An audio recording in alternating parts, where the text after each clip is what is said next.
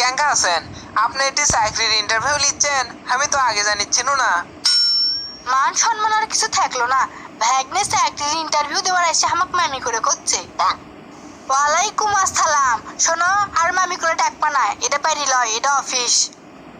ওটি দেরে আসো কৃষক, এসে বসে পাও না, ফস করে এসে বসো। মামি, অনেকদিন হলো চাকরির ভাইবা দিচ্ছি বুঝছেন, কিন্তু চাকরি হচ্ছে না। আপনার বেটা আমার দেখে দেখে লেগে পাস করছে, ওর চাকরি হয়ে গেছে 1 বছর আগে।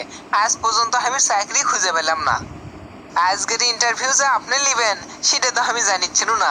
আপনাকে দেখে মনত বল পানু, যাক এবার তাহলে চাকরিটা হয়ে যাবি। তোমাক চাকরি দেওয়ার ক্ষমতা আমার নাই। তোমার যদি মেধা থাকে তাহলে তুমি এমনি চাকরি পাবা। চাকরি দেওয়ার কথা কই আগেই 10 লাখ টাকা খেয়ে বসে আছি, ভ্যাগনে কি এখন ভেজালি পাকায়? আচ্ছা আচ্ছা ঠিক আছে, আপনি তাহলে প্রশ্ন শুরু করেন, আমি সব ধরনের প্রস্তুতি নিয়ে যাচ্ছি। তাহলে তুমি কও তো, তাজমহল কেরা বানাসলো? এটা তো খুবই সোজা প্রশ্ন। তাজমহল বানাসলো সম্রাট শাহজাহান। কিসের সম্রাট শাহজাহান? কোন সম্রাট শাহজাহান? তোমার তো দেখেছি বুদ্ধি শুদ্ধি কিছুই নাই। তাজমহল তৈরি করছে রাজমিস্ত্রিরা। বুঝেছি, মামি আমাকে চাকরি দিবার লাই, সেই জন্য উল্টো